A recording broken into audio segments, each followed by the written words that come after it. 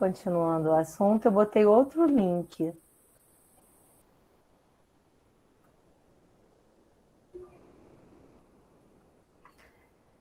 Continuando o assunto, só não acontece com quem nunca infundiu quimioterapia, né? E, infelizmente, a nossa realidade via Brasil é uma realidade que nem todos os pacientes têm o acesso ao catéter, tanto totalmente implantado quanto o PIC, né? A gente queria muito que a quimioterapia, uma realidade assim, eu falo que é meu mundo de unicórnios e fadas, que todo paciente só infundisse quimioterapia por acesso venoso central. Mas, infelizmente, não é nossa realidade, nem no particular e nem no SUS. Então, a gente precisa conhecer e saber como atender esse paciente em meio a essa ocorrência. Então, vou deixar a Adriana se apresentar. Bom dia, eu sou a Adriana, amiga da Juliana, amiga de profissão. Agora a gente se encontrou no mestrado, trabalhamos juntas na nossa antiga empresa.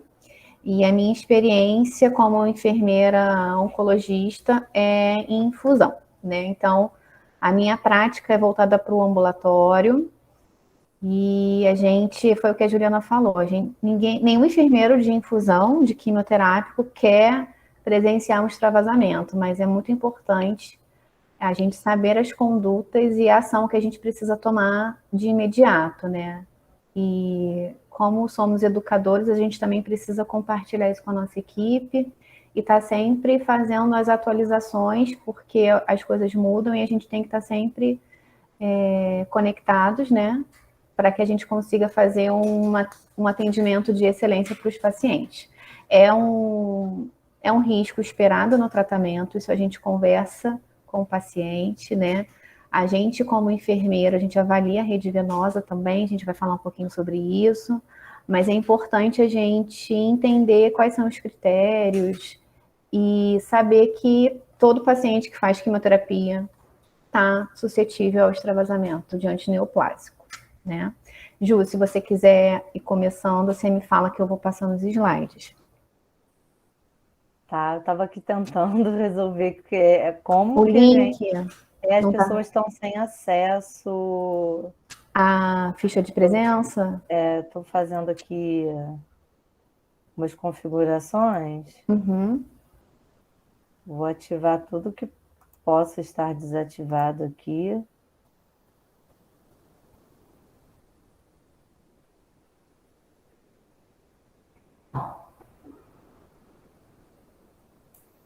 Ah, já achei.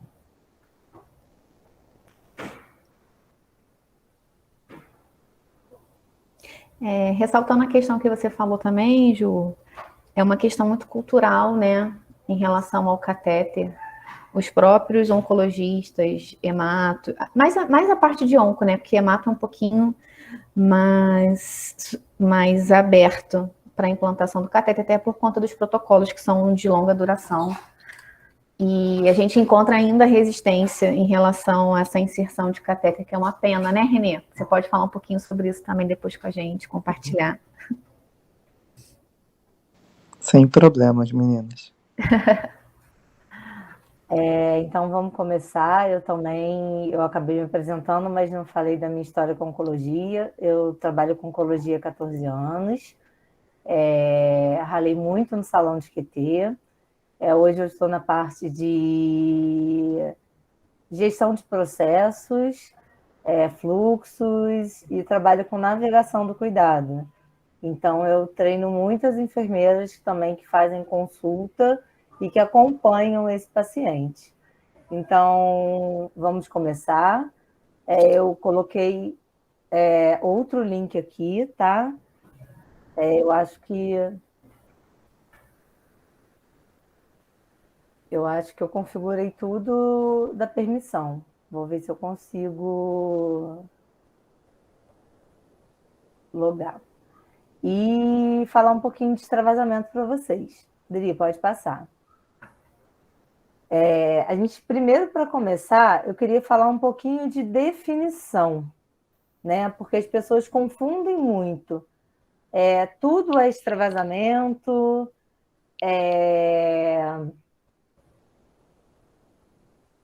o que é infiltração, o que é extravasamento. Então, a infiltração acabou que não salvou, né, Adri? Tá aqui. Tá. A infiltração ela é definida como uma infusão acidental de medicações e soluções não vesicantes ao redor do tecido subcutâneo. Então, se eu... Desculpa. Se extravasou um soro, a gente vai chamar de infiltração. O extravasamento, ele é a infiltração de medicamentos ou soluções que tenham características irritantes ou vesicantes do vaso sanguíneo por tecido circunvizinho. E é uma das complicações mais graves na terapia intravenosa. Aí vocês se perguntam, o que seria Como é que eu vou saber se a droga é irritante ou vesicante? A gente vê pela osmolaridade, quando ela tem uma osmolaridade superior a 3,75 e uma solução com pH inferior a 5 e superior a 9. Nós consideramos medicações irritantes e vesicantes. Só quimioterapia que tem essa característica de ser irritante ou vesicante? Não. Quimioterapia, cloreto de potássio, quantos eletrólitos aí a gente não tem que, no nosso dia a dia, mesmo quem não trabalha com químio, agora falando de onco para não onco, a gente administra eletrólitos, né? Cloreto de potássio, ele é uma droga vesicante. Todo mundo teve uma crise renal ou uma dor na coluna e tomou cetoprofeno, ibuprofeno na veia também, ele é uma medicação irritante, vesicante. Então, assim, não só quimioterápicos, tá? Então, isso a gente tem que se atentar. Então, conhecer extravasamento é importante por isso. Pode passar, Adri. Então, assim, as drogas vesicantes, elas podem causar intensa toxicidade dermatológica no local do extravasamento. Ela forma vesícula, úlcera, chega até a ter necrose tissular, que pode aparecer imediatamente ou até em 7 dias. Às vezes a gente já vê aquela hiperemia, né, local, já imediatamente, e até 7 dias ela pode abrir com úlceras, vesículas. E a reação inflamatória causada pelas drogas irritantes, elas não causam a formação de vesícula nem necrose tecidual em casos de extravasamento. Então, aqui eu sempre coloco uma atenção. Na hora da punção do acesso periférico, as veias do antebraço é sempre a primeira opção para punção. Quando a gente estava lá atrás, antigamente, há 14 anos atrás, quando eu entrei na ONC, falava assim, começa pela mão e termina por aqui, porque a gente tem mais opções, mas a gente sempre usa o antebraço como primeira opção para punção. Aí depois a gente vem dorso da mão, punho e fossa cubital, que são as áreas que a gente tenta evitar quando está fazendo uma quimioterapia. Mas quem trabalha com pacientes em infusão de grande volume, pacientes politratados, sabe que nem sempre é possível evitar essa área, porque os pacientes eles têm a rede venosa fragilizada e às vezes ali é aquele acesso que a gente consegue pegar e fazer com que o paciente trate, né? As drogas vesicantes, evitar o uso de veias periféricas, seria o ideal, todo mundo com catéter, como eu disse, aquele mundo de fadas, unicórnios, duendes, mas a gente tenta evitar aquelas veias, se o paciente estiver internado, já com acesso venoso, ele está com acesso venoso por mais de 24 horas, vamos evitar essa veia, vamos pegar outro acesso. Se uma droga vesicante ela for infundida por mais de 30 minutos, tentar ao máximo evitar a veia periférica. Então, geralmente, as drogas mais vesicantes, na quimioterapia, os alcaloides da vinca, as antraciclinas, elas são medicamentos feitos em bolos, com uma infusão rápida, de 15 minutos no máximo, né? Dependendo do acesso do paciente. Então, a gente tenta evitar esse contato e a gente lava com soro fisiológico em bolos em excesso, também tenta lavar bem esse excesso depois, para que não fique nenhum restício. Se tiver alguma extravasamento tardio. Às vezes me perguntam, mas o que é um extravasamento tardio? Muitas vezes o enfermeiro ele está com acesso periférico aqui, então eu pego uma veia nessa região e estou aceitando aqui as pessoas nessa região e eu perco esse acesso. Aí eu não consigo, mais para cima eu vou conseguir no dorso da mão. Só que é o mesmo acesso, é a mesma veia. Por isso que a gente fala que começar do mais baixo possível para subir por causa disso. Tem que conhecer o trajeto venoso. Porque se eu pegar aquele acesso aqui, depois mais em cima, ele pode surgir o mesmo acesso venoso e ter microextravasamento tardio naquele acesso que ficou ali antes, que eu tentei funcionar e não consegui. Pode passar aqui. Então, o que a gente sempre tem que fazer, né? Uma atenção ali. Observar o paciente com infusão. Sempre que estiver fazendo uma infusão de uma droga vesicante, de quimioterápico, a gente está sempre observando. E quem trabalha em salão de quimioterapia sabe que a gente está ali toda hora olhando. Quando está com acesso periférico, o cuidado é redobrado. Quando administrado em acesso periférico, a monitorização tem que ser redobrada. Quando eu falo que o mundo ideal é fazer em catéter, por causa da qualidade de vida, da segurança do paciente. Mas eu estou garantindo que não vai ocorrer o extravasamento pelo catéter? Não, pode ocorrer.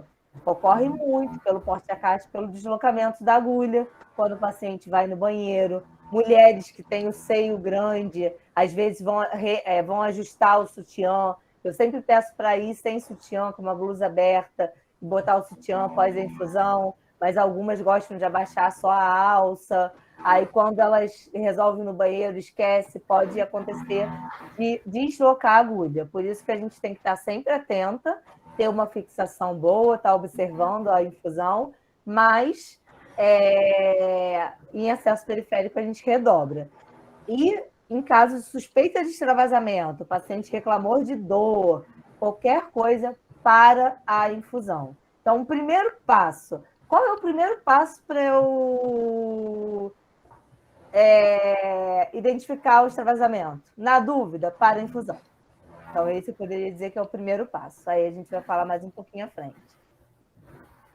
Quais são os sinais que o paciente pode relatar para você? Porque às vezes o extravasamento ainda não está visível, ainda não formou aquele edema, só que ele vai reclamar de queimação. Tem algumas drogas que elas são irritantes e que elas queimam na veia mesmo, as mais irritantes. Então, ele pode estar reclamando de queimação. Aí você vai parar, vai verificar o fluxo, o refluxo, vai tentar colocar uma solução salina em paralelo, dependendo da droga que estiver correndo, tá? A gente tem que ver se ela é compatível ou não com solução salina. Tem isso também, alguns quimioterápicos, a gente precisa manter o soro glicosado ou ringue. A queimação, o desconforto local, o eritema, o edema circunjacente à área de aplicação, o enrijecimento, a diminuição ou parada do fluxo da infusão. Você começa a ver aquele soro está correndo, de repente ele começa pim, pim, aí você já dá aquele aperto no coração, mexe na mão do paciente, aquele medo, né? E o aumento da resistência da infusão do fármaco no momento da administração. Esse aumento da resistência a gente percebe mais com catéter, né? Às vezes também, quando começa a diminuir ou vai fazer um flush, alguma coisa, a gente percebe essa resistência. Pode passar? Ó. Então, a Flávia Ramos comentou aqui que quando acontece extravasamento catéter totalmente implantado de drogas vesicantes, tipo doxorubicina, toposide, vincristina. Acontece e a gente vai falar depois dos cuidados. Então, aqui eu coloquei um exemplo para vocês de uma mão edemaciada, tá vendo? Vocês percebem que ela está inchada. De um eritema, você consegue perceber o rubor aqui, a vermelhidão, né? De um membro para o outro. Desconforto local e queimação. Geralmente, as drogas, pacientes politratados sente muito já, independente de extravasamento, causa flebite, paciente idoso, corrente venosa frágil. Então, a gente também tem que ficar de olho para tratar esse desconforto local e queimação com compressas, com medicamentos tópicos, às vezes até entrar com corticoide é necessário, tópico. E a diminuição e parada da infusão, quando a gente percebe que o soro ele para de pingar, ou para de correr, a gente precisa, às vezes, estar ali reposicionando a agulha, a gente precisa estar realizando uma nova punção. Eu nunca gosto de reposicionar, não. Assim, quando eu tenho dúvida, diminui, eu tento uma nova punção. Explico para o paciente que é para a segurança dele e o paciente entende. E quando a gente educa o nosso paciente muito bem, a gente já conversa com ele antes sobre todos o que pode vir a acontecer dentro da quimioterapia, da infusão do quimioterápico. O paciente educado ele tem muito mais adesão ao tratamento e consegue entender que por que está acontecendo aquilo, consegue entender. Então, assim, hoje, às vezes o paciente ele tem uma adesão ao catéter, mas ele não tem um acesso. A gente tem fila hoje no vascular, cirurgião vascular no Rio, tem convênios que tem uma burocracia enorme para colocar acesso.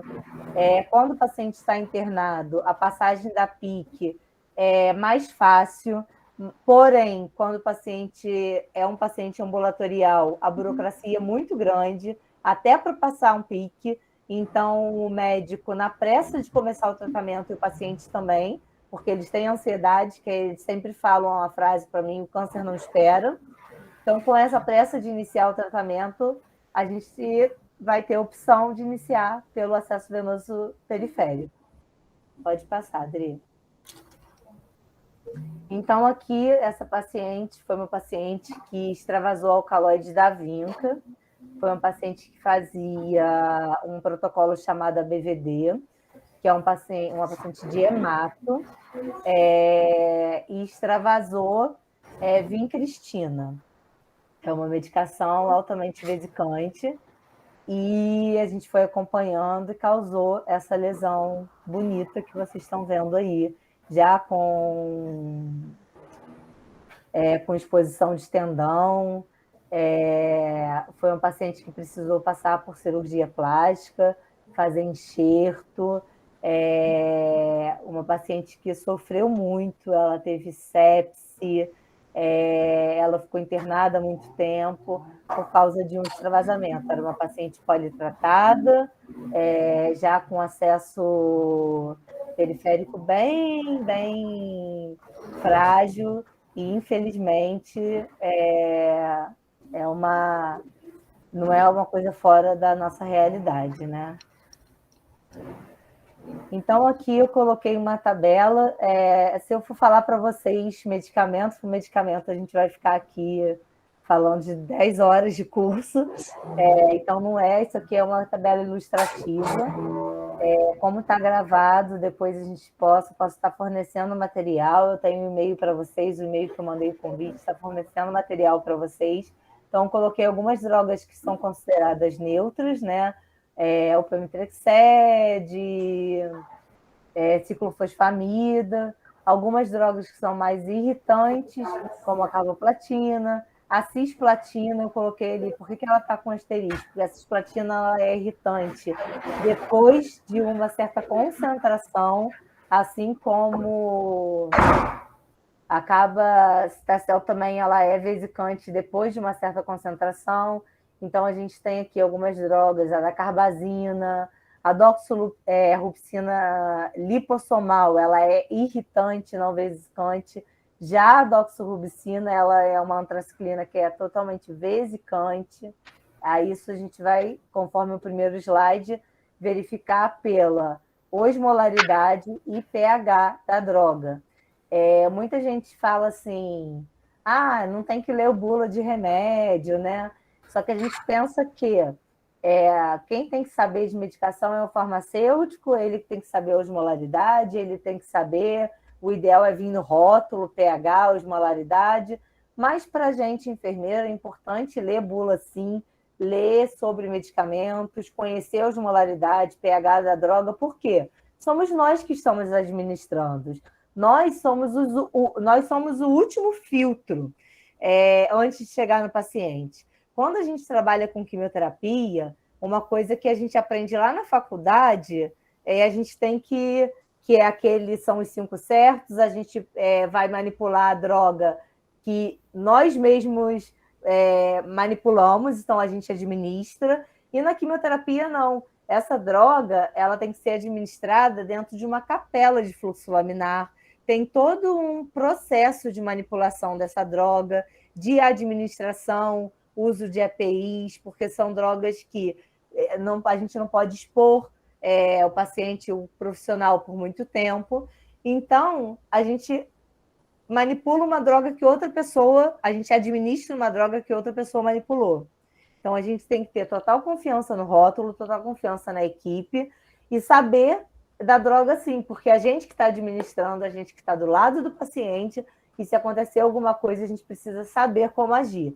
Qual compressa eu vou usar? Eu preciso saber, porque imediatamente quando a gente tira o acesso, a gente precisa usar uma compressa. Essa compressa vai ser morna ou vai ser fria? Vai depender do quê?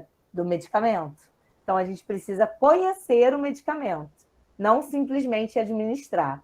Esse aqui é uma escala de infiltração da Infusion Nurse Society, que fala o grau de infiltração, como a gente classifica o grau da infiltração. Essa escala não está falando de extravasamento, é infiltração.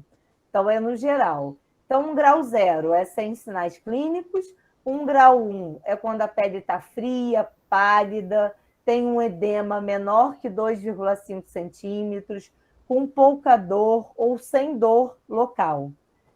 A pele, o grau 2, a pele já está um pouco pálida, com aproximadamente um edema de 2,5 centímetros, com pouca ou sem dor. A dor vai variar muito também do limiar de dor do paciente. Um grau 3 já é uma pele fria, pálida, translúcida, com edema de 2,5 a 15 centímetros, com dor local, variando de média a moderada, com possível diminuição da sensibilidade, a gente já pode considerar um grau 3. E um grau 4 é quando forma aquele super edema maior de 15 centímetros, a gente tem aquela pele fria, pálida, translúcida, a dor moderada a severa, a diminuição da sensibilidade, comprometimento circulatório. Então, são infiltrações que decorrem de derivados sanguíneos também, substâncias irritantes, vesicantes, extravasamentos. Aí já é um grau de infiltração que a gente pode considerar já um grau 4. E aqui, na oncologia, todo mundo que trabalha com oncologia conhece, quem não trabalha também deve conhecer, em outras áreas também é muito usado, mas na oncologia, todo evento adverso a gente classifica a escala de CTCAE. Ela é mundialmente conhecida, ela tem um guideline dela conhecido, é muito utilizada como uma padronização para a graduação de efeitos adversos, principalmente para quem trabalha com pesquisa clínica, para que todo mundo fale a mesma língua. Então, o extravasamento, ele pode ter 5 graus, né? É um extravasamento que está sem sinais ou queixas, pelo CTCAE 5.0, 2, já com eritema e edema, dor, endurecimento e flebite. Um grau 3 é uma ulceração com necrose. Um grau 4 é quando já é ameaçador à vida, tem exposição de tendão, risco de infecção alto. Lembrando que a gente está com exposição ali A gente não tem mais a parte da derme, a gente já tem exposição de tecidos, de tendão num paciente imunossuprimido, está fazendo quimioterapia. Então, é ameaçador à vida. E a morte, que é quando o paciente ele é levado à morte por uma sepse ou falta de mobilidade ou até trombose já causada por questões de extravasamento, coágulos que se deslocaram. Aí agora eu vou deixar a Adriana falar um pouquinho, que eu já falei demais. Se deixar ela fala tudo. Então, gente, complementando algumas coisas que a Ju falou, né?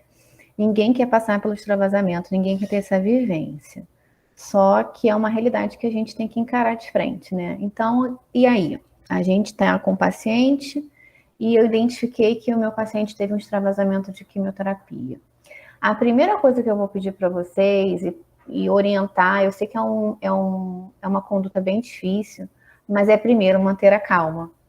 Porque se você deixar o seu paciente perceber que você vai estar muito nervoso, com certeza, você vai estar muito apreensivo, mas é importante a gente passar segurança para o paciente em relação aos procedimentos que a gente vai começar a fazer daqui para frente, né? Então, ele precisa ter confiança na nossa equipe, na nossa qualidade técnica, para que a gente consiga fazer um manuseio efetivo e adequado na assistência prestada a esse paciente de extravasamento. Então, todo o ambulatório de quimioterapia, todo o setor de unidade de internação, CTI, onde tiver quimioterapia dentro de um hospital, dentro de um segmento hospitalar, seja ele ambulatorial ou intra-hospitalar, a gente precisa ter um kit de extravasamento no posto de enfermagem, tá? Então, esse kit, ele precisa conter alguns materiais necessários, que são pares de luva de procedimento, gás estéreo, seringa de 10 ml, uma medicação tópica de acordo com a sua instituição, né? Hoje a gente tem no mercado as compressas que a gente consegue fazer ela fria ou quente, uma régua para que a gente faça a mensuração do tamanho desse extravasamento, né? E a fita métrica também. Importante que a validade desses materiais precisa ser feita mensalmente, né? A gente tem que ter um checklist de qualidade, de segurança, para que a gente tenha, quando precise, o kit de extravasamento esteja todo ok. Eu sempre oriento as minhas enfermeiras também a checarem isso todos os dias no início do atendimento, né? Igual o carrinho de parada. Então, primeira coisa que a Juliana já falou, né? A gente precisa interromper imediatamente essa medicação e não administrar soro, tá? Muitas das vezes a gente acha que se lavar o acesso vai melhorar. Não, a gente tem que parar totalmente a infusão nesse acesso, orientar o paciente sobre o que a gente vai fazer, né? Olha, a gente teve a sua veia, perdeu a veia, geralmente a gente fala assim, a sua veia perdeu, a gente vai fazer agora alguns procedimentos para que a gente trabalhe o extravasamento que ocorreu, né? Então, de maneira alguma, a gente deve retirar o dispositivo venoso no local, seja ele catéter ou gelco, né? Então, a gente precisa desconectar esse equipo primeiro, pegar uma seringa e aspirar o máximo que a gente conseguir de solução daquele acesso. Muitas das vezes a gente não vai conseguir, mas a gente tenta, tá? E é importante a gente não descartar isso de imediato, porque a gente vai fazer o relato depois de quanto a gente conseguiu aspirar. E só depois que a gente fizer essa aspiração do acesso, a gente retira o acesso. Em casos de catéter porte central, a gente tem que solicitar a avaliação médica imediato, junto com o raio-x, né? E comunicar a supervisão de enfermagem também imediatamente. Daí, depois que a gente fizer essa conduta, a gente vai ver qual é o segmento que vai ser. Se vai ser uma compressa morna, de acordo com a droga, se vai ser uma compressa fria, a gente vai pressionar esse acesso, vai aplicar o antídoto tópico da sua instituição, que é a base de corticoide, né? Elevar o membro afetado acima do nível do coração em até 48 horas. É importante a gente também orientar que ele continue essa conduta de elevação de membro em casa, tá? A gente mede toda a circunferência do membro afetado, verifica o grau de tensão desse extravasamento com o auxílio da régua, né? e é para a gente começar a comparar a evolução do extravasamento. Comunicar imediatamente o médico assistente. Nem sempre o médico assistente vai estar dentro da instituição no dia do extravasamento, então é importante que a gente faça essa comunicação com o médico do paciente. A gente vai realizar o curativo conforme a indicação, registrar o extravasamento em prontuário, né? Notificar o incidente para a Comissão de Segurança do Paciente, gerenciamento de risco, conforme a instituição. E aí eu já relatei aqui que a reposição também é importante. Por exemplo, eu abri meu kit de extravasamento e eu usei esses materiais, mas o meu salão continua com o paciente em tratamento. Então, eu preciso fazer essa reposição imediata, porque eu não posso contar com a sorte nesses casos. Então, a gente tem que fazer a reposição imediata.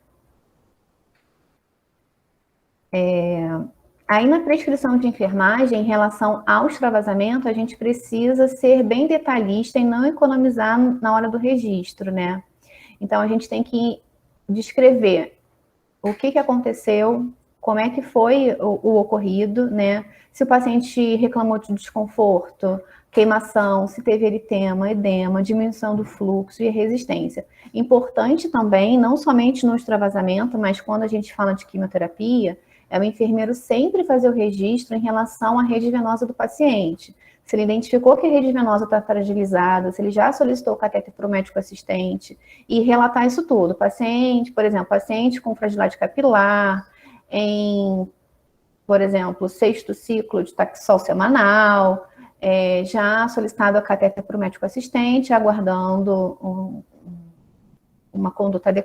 a conduta médica. Por quê? Na hora que a gente vai fazer toda a investigação do histórico desse paciente, a gente na área da gestão faz muito isso, a gente tem que ver se o enfermeiro sinalizou, né? Isso é medida de segurança da gente, até porque a gente pode ser sim processado em relação ao extravasamento de droga. Então, tudo que está registrado vai fazer com que a gente consiga fazer uma análise crítica do que realmente ocorreu, se o enfermeiro realmente avaliou essa veia, se ele sinalizou as pessoas responsáveis. Então, assim, não economizem na hora de fazer o registro, tá? Especificar o membro que foi afetado, né? E elevar os membros superiores com a ajuda de um coxinho, um travesseiro, se você não tiver um coxinho no ambulatório. O curativo da lesão oncológica, a gente precisa também fazer a mensuração do tamanho e registrar quanto que a gente mensurou, qual foi a área afetada, se tinha eritema, se tinha edema, qual era o medicamento que estava infundindo, se esse medicamento era irritante, vesicante. Então, assim, a gente precisa, por exemplo, os medicamentos vesicantes, a gente não usa equipo de bomba, né? Porque se eu tenho extravasamento e eu estou com uma resistência, por exemplo, no acesso, a bomba vai fazer o quê? Ela vai forçar aquela infusão. Então, mas, por exemplo, para os taxanos, a gente já usa o equipo de bomba. Então, a gente precisa também ter esse entendimento, foi o que a Juliana falou. A gente, como enfermeira, a gente precisa saber, sim, farmacologia também, né? Então, a gente explicar se a medicação estava em bomba ou estava em gravitacional, é muito importante a gente registrar tudo o que aconteceu. E aí, o segmento pós-extravasamento é muito institucional, né?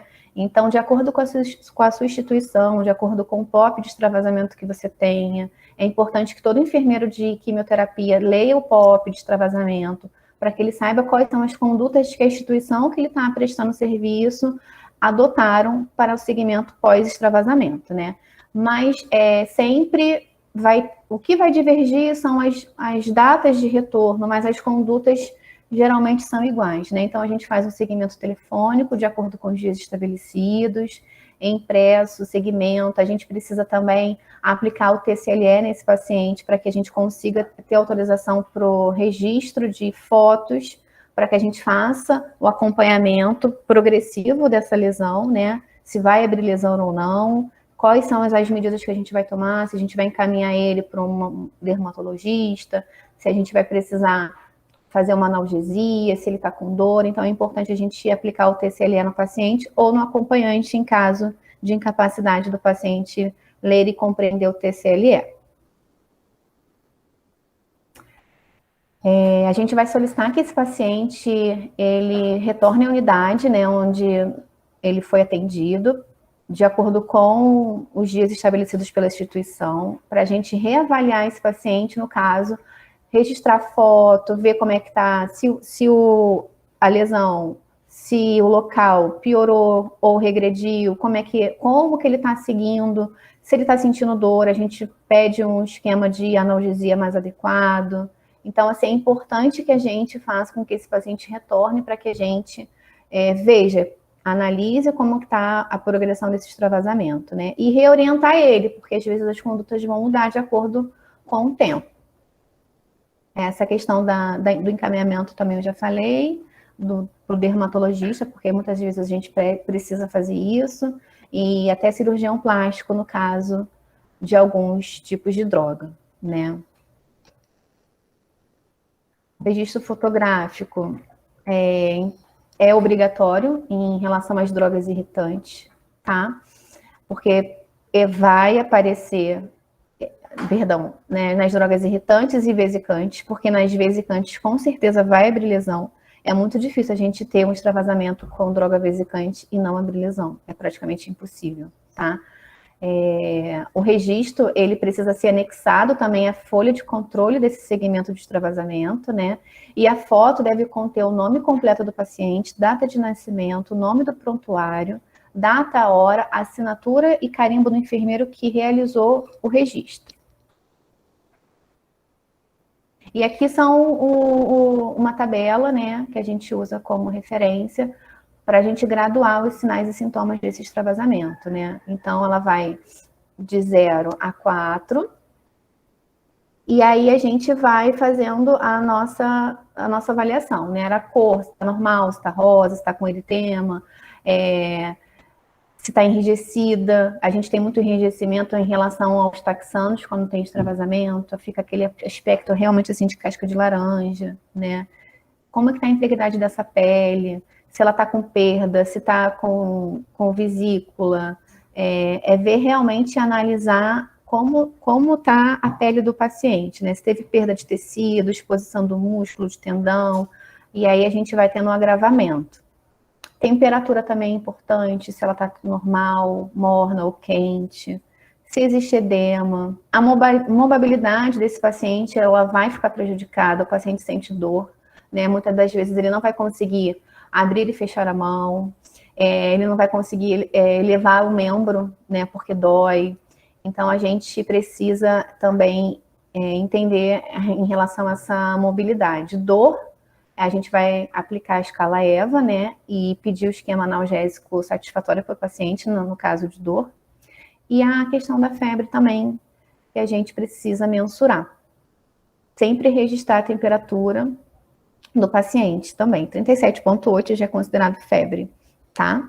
Adria, só para, antes de você falar dos antídotos, volta no slide, por favor. Sim. Eu não sei se vocês repararam, nós falamos aqui de algumas escalas, né? A escala de infiltração da Infusion Nose Society, a escala de extravasamento, né, para graduar o extravasamento de acordo com o CTC, e essa escala de sinais e sintomas de extravasamento, que é onde a gente vê cor, integridade, temperatura, edema, mobilidade, dor e febre. Então, é importante que na hora do registro você coloque que é um grau 4, mediante a avaliação da escala de graduação de sintomas, sinais e sintomas de extravasamento, ou é um grau 3, de acordo com o CTC-AE, ou é um grau 2, de acordo com a escala da Infusion Nose Society de infiltração, para a gente saber qual graduação você está usando.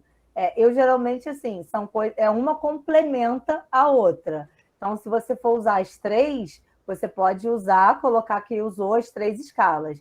Mas é muito importante, como a Adriana disse, o registro do enfermeiro, que é uma coisa que, às vezes, por tanta burocracia que a gente tem no nosso sistema de saúde, o enfermeiro tem tanto papel para preencher, tanta aba no sistema, que a gente se perde no meio dos papéis. Mas o registro de enfermagem, em qualquer situação, não estou falando só de extravasamento, ele faz parte da sistematização da assistência de enfermagem, e ele, assim, é um ponto-chave. Todo enfermeiro tem que registrar toda e qualquer conduta feita com o paciente, para que tenha uma boa qualidade de atendimento, para que tenha continuidade desse atendimento. Se o outro enfermeiro for olhar, ele precisa entender o que aconteceu antes, no caso dos plantões, para que tenha uma segurança do profissional que registrou tudo o que aconteceu na hora, com data, hora, com seu carimbo, que ele dizer ali, botar o TCLE, dizer que o paciente autorizou as ligações, dizer que foi avisado ao médico, dizer que foi avisado à família. Então, sempre na hora de orientar esse paciente antes da químio, você já tem que dizer que você orientou quanto ao caso de extravasamento, a possibilidade de caso de extravasamento, e que a gente tem algumas condutas padronizadas. Isso tem que estar registrado desde a consulta, da primeira consulta, não só quando acontece. Às vezes a gente vê aquele prontuário super pobre de registro, aí quando acontece um evento tem aquela evolução que o enfermeiro faz 2 folhas, mas ele nunca evoluiu nada, a gente não sabia nem se a rede venosa era boa ou ruim. Aí como é que ele vai provar ali, agora quando o enfermeiro tem um extravasamento, e ele está desde a primeira consulta sinalizando e evoluindo e descrevendo que o paciente tem um acesso venoso ruim, frágil, de difícil acesso, difícil visualização, o respaldo é muito maior. Então, assim, se atentar para isso na hora do registro e registrar as escalas certinhas de acordo com o protocolo da instituição. Tem instituição que não vai usar o CTCAE, ele vai usar somente a escala de graduação de sinais e sintomas. Então, você registra que está graduando de acordo com a escala de sinais e sintomas de extravasamento, protocolo institucional.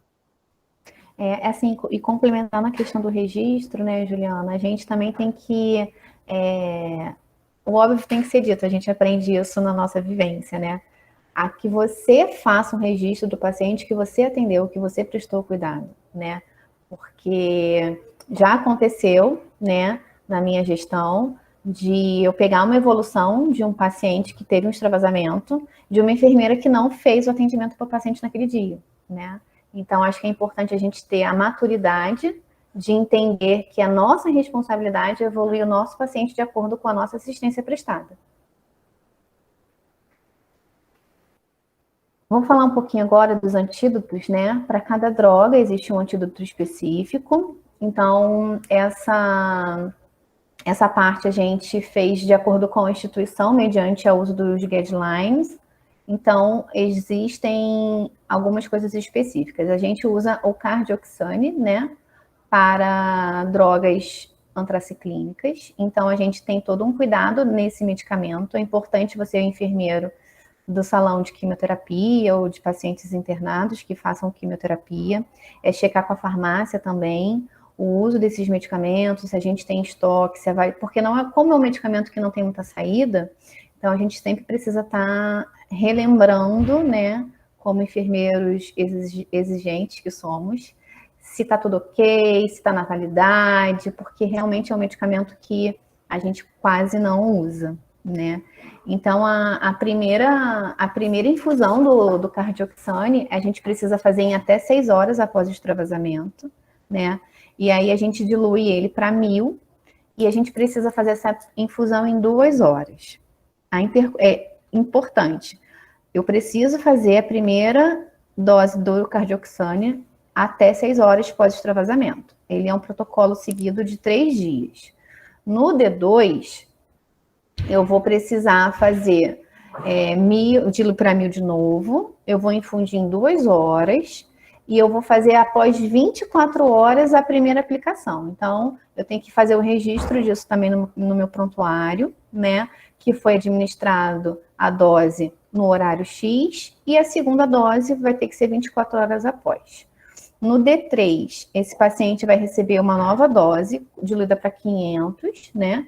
E a infusão é em 2 horas. Então, é importante a gente fazer esse segmento para alguns tipos de droga, né? E a hialuronidase a gente geralmente usa para os taxanos, e a aplicação é subcutânea, 1 ml. E esse medicamento ele deve ser administrado em 5 pontos de administração, né? Então, vai ser 0,2 ml ao redor do local de extravasamento. O hialuronidase, por experiência própria, ele causa uma dor no paciente pós-administração, geralmente 12 horas após, porque ele faz uma reação meio que inflamatória, tá? É o mecanismo de ação desse medicamento. E é importante a gente falar para o paciente isso, porque ele pode sentir dor e está associando somente ao extravasamento e não ao tratamento do extravasamento que a gente está fazendo, né? E aí fazer também as consultas fonadas para a gente fazer o acompanhamento desse paciente no outro dia, para saber como é que tá, o que a gente pode fazer para ajudá-lo. O tiosulfanato a gente quase não usa, né? Mas existe também, a aplicação é subcutânea de 2 ml a 4%. Para cada miligrama de droga de suspeita de extravasamento, né? A gente geralmente, dependendo, a gente não vai conseguir mensurar exatamente quanto de droga a gente extravasou, mas a gente tem que ter mais ou menos uma noção para fazer a administração, né? O preparo da solução a 4%, em 6 ml de água para injeção, e injetar no local de extravasamento usando uma agulha de calibre 25 ou menor, né? O DMSE é tópico a 50%, e se caso a gente, neste caso, né, se utilizar o cardioxane, se não for disponível, se eu não tiver o cardioxane, eu posso colocar o DMSO, que na verdade o DMSO está até descontinuado, eu nem tenho visto mais. Eu não sei como é que está, Ju, na sua instituição, mas aqui a gente não tem. Tem alguns lugares que ainda tem, só que ele, devido a alguns componentes de granulação, eles têm descontinuado. O que acontece muito também na prática, que eles não descrevem como antídoto, mas que você for procurar no guideline, sempre associar corticoide. Sim. O corticoide é anti-inflamatório, né, tópico. Então, às vezes, eles passam pomada de Dexa ou de hidrocortisona. Tem médico que ainda tem a prática de fazer corticoide subcutâneo e deixar o paciente com corticoide oral por 3 a 5 dias. O anti-inflamatório, 3 a 5 dias, dependendo da função renal do paciente e da droga e do local de extravasamento. O Rafael perguntou em relação à reação dolorosa, né? Se pode ser feito algo preventivamente. Em relação à hialuronidase, Rafael? Eu acho que, se foi isso, eu acho que infelizmente não. É uma reação que já está uma área ali edemaciada, uma área que já está prejudicada, né? E a gente vai injetar um medicamento que ele já tem esse perfil, porque já está dolorido só de você tocar no paciente. Quando o paciente faz quimioterapia, às vezes não extravasou, não infiltrou, não teve nada. E só depois, só de retirar o acesso e o paciente no banheiro, ele reclama que ficou 2, 3 dias com dor no braço. É igual aquela reação da vacina que dá, né? A gente tem gente que sente muita dor, tem gente que não sente nada. Vai depender mesmo do acesso, do calibre da veia, tudo isso e da medicação. O que a gente pode fazer é fazer um ajuste no esquema de analgesia, né? Muitas vezes esse paciente tem que usar até morfina para aguentar a dor, infelizmente. O tiofanato e a hialuronidase, elas são feitas em farmácias de manipulação, tá? Isso é uma coisa que a equipe de farmácia providencia. É só a gente fazer o pedido e eles fazem essa manipulação. Acho que a gente pode abrir para as perguntas agora, Ju. Sim, claro. Assim, realmente é um mini curso, né? Porque a gente ficaria aqui horas falando. E é muita informação para passar em pouco tempo, né? Então, a gente abre para as perguntas, o que a gente puder ajudar, a gente está disponível. A Juliana já se colocou disponível para enviar os materiais na qual a gente fez as pesquisas.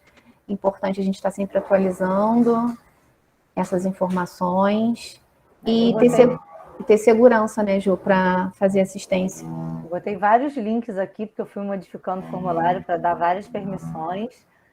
Eu acho que agora foi, mas eu também enviei para o e-mail, quando eu enviei a confirmação, eu também enviei o link. Quem tiver dificuldade, pode me mandar um WhatsApp, quem participou.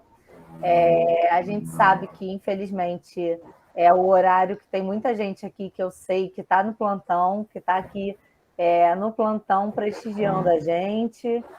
Então, eu queria muito ouvir vocês. Quem já teve alguma, se alguém já teve alguma experiência de extravasamento, e abrir a câmera quem puder para falar, para a gente ver a carinha, né? É verdade. Eu já vi que agora que eu vi que o Rafa está aqui. Tirar uma foto. A professora Sônia pediu para falar um pouquinho sobre os instrumentos de monitoramento. Então, esses instrumentos, professora, geralmente, cada instituição ela tem um POC de extravasamento e constrói esses instrumentos. A gente precisa ter um instrumento que a gente aplica na hora, que é um formulário para registrar toda a conduta que foi feita na hora, e ali a gente faz um plano terapêutico. E algumas instituições, quando a droga é irritante, faz com monitoramento fonado e por meio de foto via WhatsApp. O paciente ele assina o TCLE no primeiro dia, quando ele está na clínica, avisando que ele vai receber ligações e que vai ter esse registro fotográfico e que essas imagens podem ser usadas, vão estar arquivadas no prontuário e também podem ser usadas a nível de pesquisa. Então, cada instituição acompanha de um jeito. Na minha instituição, geralmente, quando a droga é vesicante, a gente pede a presença do paciente e a gente faz o registro com 48 horas. Se for uma antraciclina, um alcaloide da vinca, a gente segue com 24 horas. Vai depender também do local e da graduação do evento. Então, tem instituição que padroniza com 48 horas. Então, é uma ficha que o paciente, você vai dar continuidade na ficha do primeiro dia. Você vai avaliar a integridade da pele, vai avaliar a cor, a coloração da pele, se tem edema ou não, se a pele está íntegra, se está abrindo vesícula, se tem calor, rubor, se tem febre. Então, esse acompanhamento. E toda vez que o paciente vem, a gente vai fazer toda a avaliação novamente, fotografar todos os dias para fazer uma comparação. E se tiver alguma intercorrência no momento, a gente caminha para o serviço de emergência, que às vezes é necessário. E depois, quando o paciente vai para o próximo ciclo, a gente evita puncionar aquele membro que já ocorreu o extravasamento, e esse registro ele fica todo em prontuário, com fotos, e as fichas e controles também vão arquivados. Quando eu já trabalhei em instituição pública que não tinha prontuário eletrônico, então a gente anexava mesmo o papel ali, carimbado, assinado, é um formulário padrão da instituição. E quando acontece da gente ter o sistema e a ficha ela não está incluída no sistema, por exemplo, eu trabalhei com o TASI, que eu consegui incluir essa ficha no sistema, mas hoje eu trabalho com outro sistema que não permite essa inclusão, a gente escaneia e anexa junto ao prontuário. Todo prontuário eletrônico geralmente tem uma aba para você anexar exames, anexar algum pedido do médico, né? Então a gente anexa ali em PDF as fotos e acompanhamento conforme a gente vai registrando na nossa evolução. A Flávia perguntou aqui quando acontece extravasamento em catéter totalmente implantado de droga vesicante, tipo Doxo, VP, Vincristina. O que fazer? Qual é a conduta, né? Então, imediatamente a gente vai fazer a mesma conduta do processo periférico, eu não vou retirar essa agulha, eu vou desconectar o equipo, vou fazer a aspiração. Só depois que eu fizer essa aspiração, eu vou retirar o dispositivo, né, da agulha. Aqui, no caso, eu uso a mini lock. Então, eu vou tirar essa mini lock, vou fazer uma compressa e vou comunicar imediatamente ao médico plantonista. E a gente vai solicitar um raio-x para avaliação da gravidade do extravasamento ocorrido. Então, assim, diferente do acesso periférico, a gente não faz o registro, o pedido de raio-x, mas no caso de porte, a gente pede o raio-x para a gente mensurar essa droga. Eu entendi. A Flávia está dizendo que ocorreu o extravasamento das 3 drogas, né? O ideal é que isso não aconteça, né, Flávia? Porque quando a gente está fazendo uma administração de doxorubicina, a gente tem que ficar do lado. É uma aplicação em bolos e o enfermeiro é preconizado que o enfermeiro ele fique ao lado do paciente observando. O etoposide é uma droga de 1h30. Pode ocorrer o extravasamento nesse período que você não fica ali do lado o tempo todo, né? E a vincristina também. Ela é uma droga que é feita em bolos e a gente precisa ter certeza. No caso, a gente não tem certeza de qual droga extravasou, que você perguntou aqui, qual tipo de compressa fazer nesse caso, a gente sempre opta pela compressa morna, tá? A gente sempre trata a droga mais vesicante. E o que tem o potencial maior vesicante é a vincristina. Então, a gente opta pela compressa morna, do potencial mais vesicante, e vai tratar com cardioxane, sendo antraciclina ou vincristina, o tratamento é com cardioxane, que é o ideal. Então, a gente sempre vai preconizar esse tipo, entendeu? A conduta da compressa é essa. A gente usa a compressa morna para taxanos, alcaloides da vinca, oxaliplatina. Compressa fria para os demais quimioterápicos. Sendo que, na dúvida, a gente sempre vai optar pelo que tem maior potencial de lesão tecidual. E o Rafael perguntou que sim, pode causar fascite necrosante, sim, tá, Rafael? É o extravasamento do quimioterápico. E o Renê, ele está com a mão levantada, ele tem muito a contribuir com a gente. O Renê, ele tem uma vasta experiência aí em terapia infusional, os cursos dele sobre catéteres são maravilhosos. Então, Renê, fica à vontade, a palavra é sua. Meninas, parabéns. Essa discussão é sempre muito rica, né? E a gente vê esse fluxo não só nos pacientes oncológicos, oncohematos, mas de uma forma transicional, né? Passando por várias clínicas. E aí vocês falaram sobre algumas ferramentas de prevenção, né? Acabaram falando. Dentro da prática atual de vocês, existe algum pensamento ou algum projeto de uma padronização de um fluxo decisório para dispositivos, pensando na profilaxia exatamente de extravasamento de alguns quimioterápicos? Renê, tem sim, mas assim, quando a gente fala em Sistema Único de Saúde, a gente enfrenta aí a fila, né? E quando a gente fala de convênio hoje de saúde suplementar, eu que estou à frente agora de uma implantação de um serviço, a gente acha que paga o convênio e que está tudo certo, né? Mas tá muito difícil hoje, eu estou enfrentando muita dificuldade com a implantação de catéter via ambulatorial, tá? O hospitalar a gente não tem esse problema, a gente sempre indica, mas via ambulatorial por causa do convênio, porque assim, é um custo a mais para o convênio, eles entendem que tem que pagar a manutenção desse catéter, às vezes a gente manda estudo, a gente pede, só que assim, o tempo de resposta do convênio, a gente já está com a quimioterapia autorizada, o paciente está sintomático e o tempo de resposta do convênio é muito grande. Então, o que a gente tenta fazer com a navegação do cuidado, por exemplo, que é uma prática minha, uma prática que eu tenho muita habilidade, que é o tema do meu mestrado, aqui fazendo um merchan da navegação, a gente tenta fazer essa consulta com o paciente ambulatorial, quando ele já vai fazer o tratamento, já fazer essa avaliação da rede venosa e já indicar para o médico enquanto está solicitando tratamento. Um convênio hoje para liberar uma quimioterapia via ambulatorial,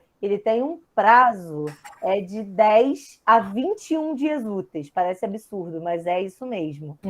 Às vezes libera com 7, às vezes libera com 15, vai depender muito do convênio. Então, a gente já pede o catéter enquanto está liberando o tratamento e a gente consegue antecipar isso, tá?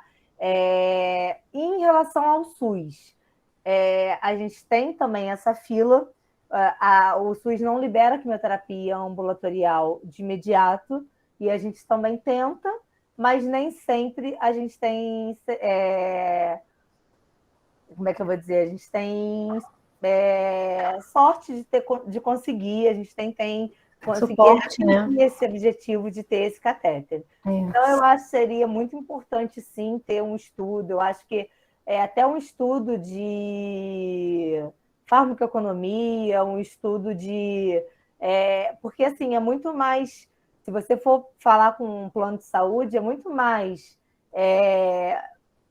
seguro e vai onerar menos ele. A colocação de um catéter, um porte para quimioterapia, vai dar mais segurança para o paciente, vai ser melhor para o paciente do que tratar um caso de extravasamento ou inúmeras flebites, ou ter que usar vários remédios corticoides tópicos, ter que pagar antídotos caros. O Cardioxane é uma medicação extremamente cara.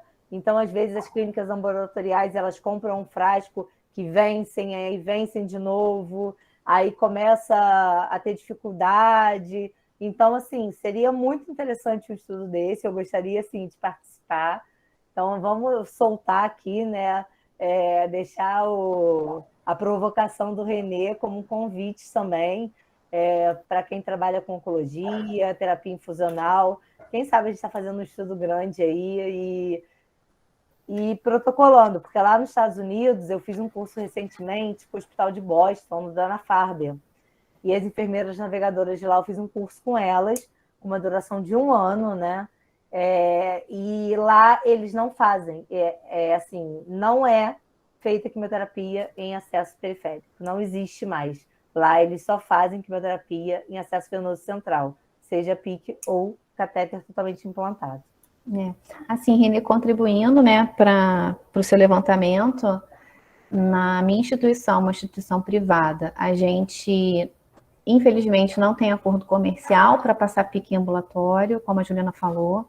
Então, a gente precisa fazer a internação desse paciente, pegar a autorização para passar o PIC. E em relação à navegação, a gente faz essa consulta que a Ju falou, e nesse momento da avaliação da enfermeira navegadora, ela já vê que o paciente precisa do catéter, ela já fala com o oncologista e faz essa linha concomitante. Enquanto está autorizando, a gente pega e encaminha para o cirurgião vascular. Na instituição que eu trabalho, eu tenho cirurgia vascular, então para mim fica mais fácil, porque ele faz tudo dentro da própria instituição. E aí eu tenho mais facilidade nesse caso, mas não é a realidade dos ambulatórios, onde a gente não tem ambulatório de médico vascular, né? Então eu tenho mais facilidade em relação a esse processo do que outros locais que fazem infusão de quimioterapia. Então eu me sinto até um pouquinho, graças a Deus, privilegiada. E é importante a gente ter essa comunicação com os médicos assistentes. Essa questão cultural é muito importante.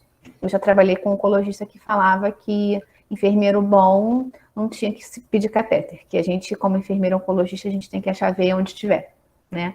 Então, a gente ainda tem isso culturalmente pela parte dos oncologistas, e aí a gente tem que ser bem pragmático e posicionar, né, em relação à sua avaliação, porque quem avalia acesso à infusão somos nós, né? Então, eu já tive alguns problemas durante a minha carreira na infusão, e de bater o pé e falar que eu não ia administrar droga na veia periférica, porque eu ia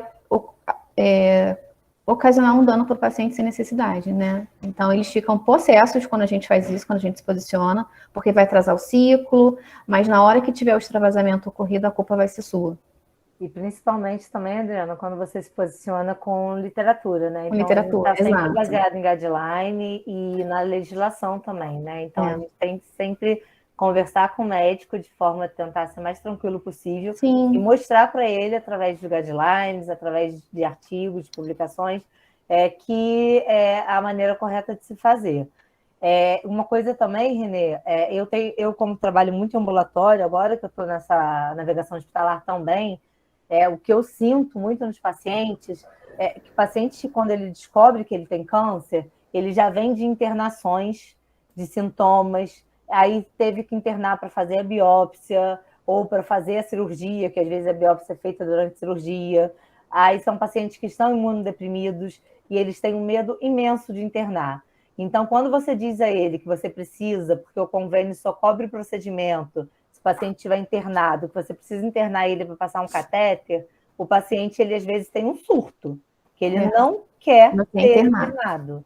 Então, assim, se a gente não consegue esse acordo comercial, a empresa que eu trabalho também não tem acordo comercial ambulatorial, só internado. E quando a gente fala que a gente vai ter que internar esse paciente para fazer esse procedimento, o paciente se recusa. E é muito difícil, porque às vezes é trauma de internação. Então, assim, é um paciente que possivelmente, se for uma quimioterapia muito... que causa neutropenia, que ele já sabe que pode ser internado por outros motivos, ele evita qualquer tipo de ida ao hospital. Então, quando a gente consegue ter um acordo comercial ambulatorial, eu trabalhei em empresas que a gente passava pique ambulatorial, era maravilhoso, porque a gente resolvia ele na hora e não tinha essa coisa de a autorização saía na hora, era tudo muito fácil quando você consegue esse acordo comercial ambulatorial. Mas, infelizmente, não está sendo a realidade dos convênios. Ultimamente, os convênios têm negado cada vez mais. PIC, então, assim, o porte não tem jeito, a gente tem que internar porque faz de centro cirúrgico. Mas aí o paciente entra e sai no mesmo dia, quase sempre dá tudo certo. O porte, eles autorizam mais facilmente, os convênios, eu estou falando a nível de SUS não, mas o convênio, ele autoriza mais fácil que a PIC. Para passar PIC ambulatório, é praticamente hoje um parto, assim, eu estou falando, porque você trabalha na área, você trabalha em empresa também, é até uma maneira de ajudar a gente, da gente estar colocando o comercial da nossa empresa junto com o comercial aí dos convênios, com o comercial também, da gente estar fazendo algum tipo de acordo aí com as empresas que fornecem o ultrassom, que fornecem, porque eu estou tendo muita dificuldade, e isso me deixa muito triste, essa dificuldade que a gente tem, porque a passagem do catéter de PIC, né, para a quimioterapia, às vezes, no ambulatório, a gente resolve muitas vezes rapidamente, né? E tem que gerar uma internação, paciente neutropênico, a gente está saindo, assim, eu ainda falo que eu ainda estou em pandemia, né? Mas mesmo saindo da pandemia, o paciente tem medo de ir no hospital, porque assim, eu estou imunodeprimida, eu vou pegar Covid. Então, assim, tem muitas vertentes a ser trabalhadas, assim, muitas vertentes a ser pontuadas. Dariam, assim, um estudo de anos e um estudo que envolveria várias vertentes. Ficou aqui uma provocação, hein? Vamos trabalhar em cima disso. Vamos. Muito obrigado. A ideia é provocar mesmo, Renê. A Jordana também fez uma pergunta aqui no chat, no caso de extravasamento de anticorpo monoclonal, se a gente tem alguma experiência e tem intervenção. Sim, o anticorpo monoclonal, como eu coloquei naquela tabela, o trastuzumab e o pertuzumab, eles são drogas irritantes, tá? E a gente segue a conduta, sim, toda a conduta que a gente falou do quimioterápico, toda a conduta de uma droga irritante. Hoje, além do anticorpo monoclonal, a gente também tem as imunoterapias, que é o pembrolizumab e o nivolumab, elas são drogas neutras, mas, porém, a gente segue também a conduta da ficha de... Eu, na minha instituição, eu como Juliana enfermeira, tá? Paciente extravasou soro, eu abro a ficha de extravasamento e acompanho esse paciente, se ele tiver uma rede venosa frágil, porque, na dúvida, eu prefiro pecar pelo excesso do que pela falta. Mas, em caso do anticorpo monoclonal, a gente segue toda o protocolo de drogas irritantes. Assim, dificilmente as drogas irritantes vão abrir lesão, mas é importante a gente fazer o mesmo acompanhamento como se fosse droga vesicante, né, Ju? Até porque a gente precisa acompanhar esse paciente, porque ele vai retornar aos ciclos. Geralmente a paciente, ela tem restrição de punção de membro colateral, então a gente precisa estar sempre entendendo o que está acontecendo com aquela rede venosa, e aí sim a gente pedir um catéter, né, porque é um protocolo longo, as imunos, os anticorpos monoclonais, a gente tem 1 ano aí de segmento de tratamento, então é um tratamento a longo prazo. Então, é importante, sim, que a gente faça o registro e tome todas as ações que a gente faz para o extravasamento de vesicantes e antraciclínicos.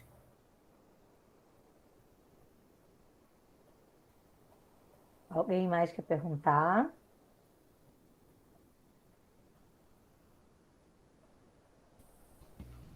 Eu quero super parabenizar, excelente. Nossa, que manhã, né? São muitas as questões, mas a gente precisa estar sempre fazendo, né, essas discussões, trazendo as atualizações, trocando as dúvidas e fortalecendo a rede. Eu acho que o melhor é isso, né, de tudo, é o fortalecimento da rede, com essa troca e com essas preocupações que surgem, né, a partir do cotidiano, né, do trabalho, dos desafios, é que a enfermagem consegue se organizar, né, e pensar novas estratégias, né? Isso é fundamental.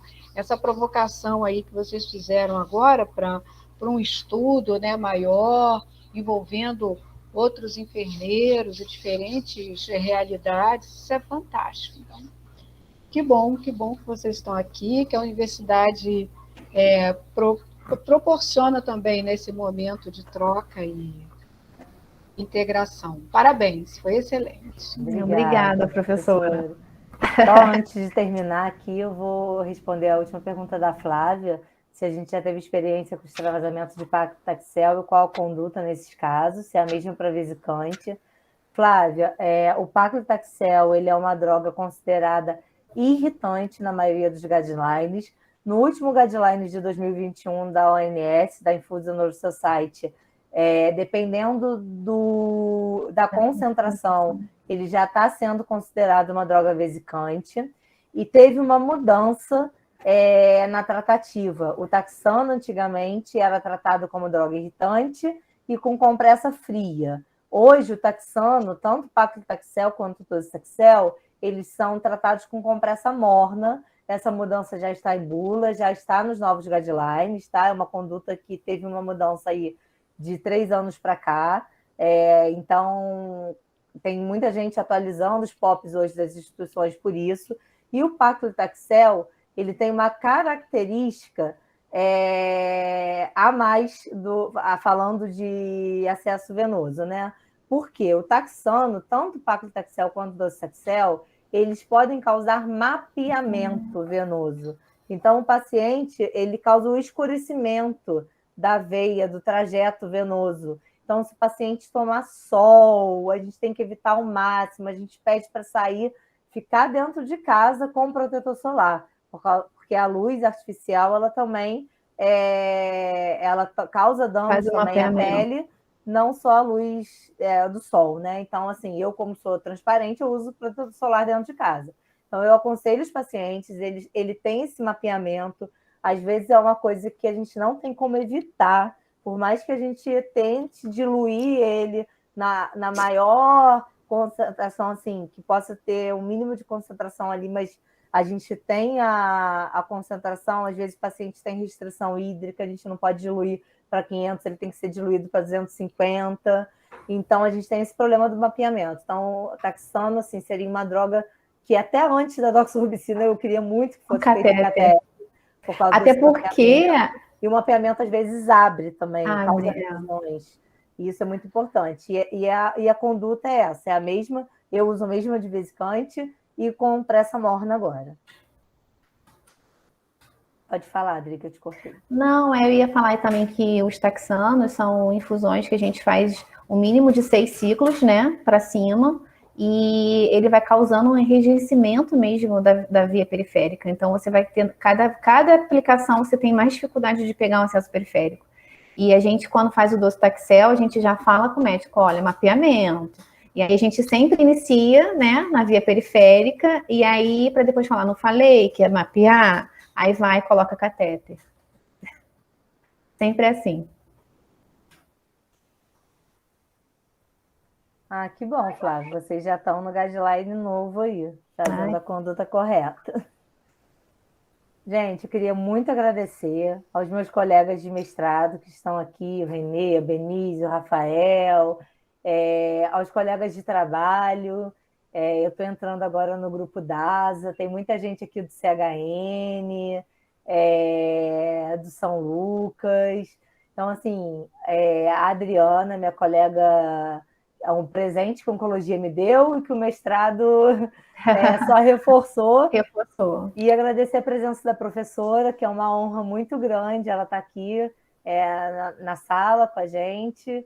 E, de verdade, assim, a gente está super à disposição.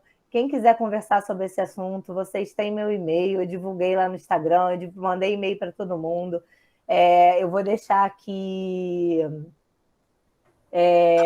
o meu e-mail institucional, tá? Quem quiser conversar, estiver com vontade, olha, Juliana, aqui a gente tem uma conduta assim, eu reúno com a Adriana, com o Renê, e a gente montar aí um estudo, até pelo grupo de pesquisa, né, professora? Para poder Com certeza, fortalecer, a gente tem um apoio, então está aqui meu e-mail, mandem e-mail, dúvidas, se tiver dúvida eu mando o guideline, eu tenho a última versão do CTC em PDF, modelos de fichas de acompanhamento, a gente está super à disposição, tá? E eu agradeço muito a vocês mesmo, porque a gente sabe que é um horário que está todo mundo trabalhando, e a disponibilidade de vocês. A gente está numa sala aqui agora, que já saíram algumas pessoas, com 26 pessoas aqui, a gente podendo falar um pouquinho da nossa prática, da nossa área. Tá? Muito obrigada, Adriana. Assim, eu estou muito feliz de estar fazendo essa troca com vocês, né? E a cada troca que a gente faz, né, Ju, a gente aprende um pouquinho. E é muito importante essa integração, igual a professora falou. E muito obrigada mesmo, a gente está disponível. A Juliana tem as redes sociais mais ativas que a minha, mas ela sabe onde me encontrar. Eu deixei meu e-mail aqui também, estou à disposição. E faremos próximos, com certeza, né, Ju? Sem dúvida. Obrigada a todos os meus amigos. Boa tarde para vocês. Boa tarde. Boa sexta-feira. Boa sexta. Bom final de semana. Tchau. Tchau.